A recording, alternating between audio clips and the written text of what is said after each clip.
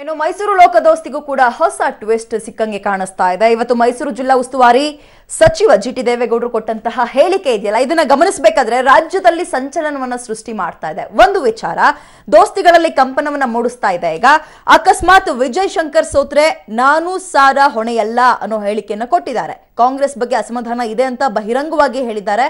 ಆದ್ರೆ ಮೈತ್ರಿ ಧರ್ಮವನ್ನ ಪಾಲಿಸ್ತೀವಿ, ವಿಜಯ್ ಶಂಕರ್ ಪರ ಕ್ಯಾಂಪೇನ್ ಮಾಡ್ತೀವಿ ಅಂತ ತೇಪೆ ಹಚ್ಚೋ ಕೆಲಸವನ್ನ ಮಾಡಿದ್ದಾರೆ. ನಮಗೆ ವಿರುದ್ಧ ಮಾಡ್ತಾ ಇದ್ದಾರೆ, ನಿಖಿಲ್ ಸೋಲ್ಸೋ ಕೆಲಸ ಮಾಡ್ತಾ ಇದ್ದಾರೆ.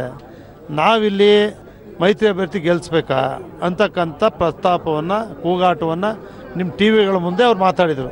8 ವಿಧಾನಸಭಾ ಕ್ಷೇತ್ರದಲ್ಲಿ ಕಳೆದ ಬಾರಿ ಯಾರು ಅಭ್ಯರ್ಥಿಗಳಾಗಿದ್ರು ಅವರು ಇಲ್ಲಿ ಯಾರು ಕೂಡ ಮಳವಳ್ಳಿನಲ್ಲಿ ನರೇಂದ್ರ ಸ್ವಾಮಿ ಅವರು ನಾವು ಹಳ್ಳಿಗಳಿಗೆ ಹೋದಾಗ ಹೇಳ್ತಾರೆ 2 ಮೀಟಿಂಗ್ ಮಾಡಿದ್ದಾರೆ ಸುಮಲತಾ ಪರವಾಗಿ ಅಂತಾನೆ ಹೇಳ್ತಾರೆ. ನೆನ್ನೆ ಮಳವಳ್ಳಿಗೆ ಹೋಗಿದ್ದೆ ನಾನು. ನಾವು ಇಂಥದನ್ನ ಯಾವುದನ್ನು ಕೂಡ ಪ್ರಶ್ನೆ ಮಾಡದೆ ನಾವು ನ್ಯಾಯವಾಗಿ ಮಾಡ್ತಾ ಇರ್ತಕ್ಕಂಥವ್ರ ಬಗ್ಗೆ ಪದೇ ಪದೇ ಹೇಳ್ತಕ್ಕಂಥದ್ದು ಸೂಕ್ತ ಅಲ್ಲ. ಮೊದಲು ನಮ್ಮ ಕಾರ್ಯಕರ್ತರನ್ನ ಕರೆದು ಅವ್ರಿಗೆಲ್ಲ ಮನಸ್ಸನ್ನು ಪರಿವರ್ತನೆ ಮಾಡಿ ಅವ್ರ ಸಮಾಧಾನ ಚಿತ್ತದಿಂದ ಕೇಳಿ ಅವ್ರ ಆಮೇಲೆ ನಾವು ಒಟ್ಟಿಗೆ ಬೇಕಾದರೆ ಮಾಡ್ಬೋದು ಅಂತಕ್ಕಂಥದ್ದಕ್ಕೋಸ್ಕರನೇ ಈ ದಿನ ಈ ಒಂದು ಪ್ರಯತ್ನವನ್ನು ಮಾಡಿ ಇವತ್ತು ಈ ಸಭೆ ಕರೆದು ಎಲ್ರಿಗೂ ಮನವರಿಕೆ ಮಾಡ್ತಕ್ಕಂಥ ಕೆಲಸವನ್ನು ಮಾಡಿದ್ದಾರೆ. ನಾನು ಹೇಳೇ ಇಲ್ವಲ್ಲ ಆ ಥರ ಸ್ಟೇಟ್ಮೆಂಟು. ನಾನೇನು ಹೇಳಿದೆ, ಗೇಟಲ್ಲಿ ಏನು ಕೇಳಿದ್ರು, ನೀ ಅಭ್ಯರ್ಥಿ ಸೋತ್ರೆ ನೀವು ಸಾರಾ ಮಹೇಶ್ ಇಬ್ರು ಹೊಣೆಗಾರರು, ಇಬ್ಬರೇ ಹೊಣೆಗಾರರು ಅಂತ ಹೇಳಿದಾಗ ನಾನೇನು ಹೇಳಿದೆ, ಅದಕ್ಕೆ 8 ವಿಧಾನಸಭಾ ಕ್ಷೇತ್ರಗಳಿದ್ದಾವೆ. ಇದು ಒಬ್ಬ ವ್ಯಕ್ತಿ ಒಬ್ಬರನ್ನ ಗೆಲ್ಸೋದು ಸೋಲ್ಸೋ ಪ್ರಶ್ನೆ ಇಲ್ಲ. ಹಂಗಂತಕ್ಕೆ ಉದಾಹರಣೆಗೆ ಕಳೆದ ಬಾರಿ ಸಿದ್ದರಾಮಯ್ಯನವರು ಮುಖ್ಯಮಂತ್ರಿಗಳು ಇದ್ರು, ವಿಶ್ವನಾಥ್ ಅವರು ಅವ್ರ ಮುಖ್ಯಮಂತ್ರಿ ಇದ್ದಾಗಲೇ ಸೋತರು. ಕಾಂಗ್ರೆಸ್ MLAಗಳು ಇದ್ರು, ಯಾರು ಪಿರಿಯಾಪಟ್ಟಣ ಎಲ್ಲ ಕಡೆ ಕಾಂಗ್ರೆಸ್ MLAಗಳೇ ಇದ್ರು, ಆದರೂ ಕೂಡ ಸೋತಿದ್ದಾರೆ. ಹಂಗಾದ್ರೆ ಸಿದ್ದರಾಮಯ್ಯನವ್ರು ಹೊಣೆನ ಇದಕ್ಕೆ ಅಂತ ಕೇಳಿದ್ದೀನಿ ನಾನು. ಅದಕ್ಕೋಸ್ಕರ ಒಬ್ಬರನ್ನ ಹೊಣೆಗಾರರಾಗೋ ಪ್ರಶ್ನೆ ಇಲ್ಲ.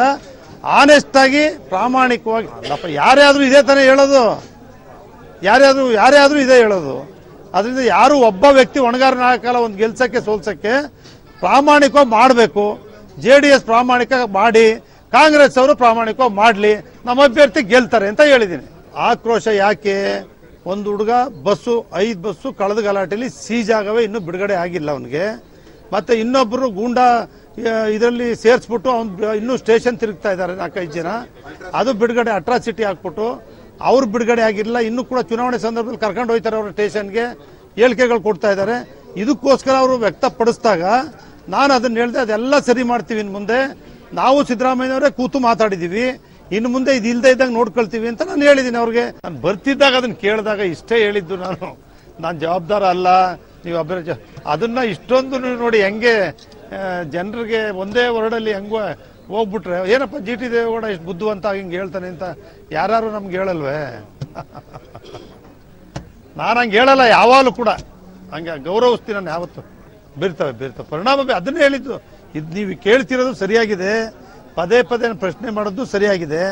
ಇದೊಂದು ಸಂದೇಶ ಹೋದ್ರೆ ಏನಾಗುತ್ತೆ ಪರಿಣಾಮ ಅನ್ನೋದನ್ನು ಕೂಡ ನೀವು ಏನು ಹೇಳಿದಿರಿ ಖಂಡಿತ ಅದನ್ನು ನಾವು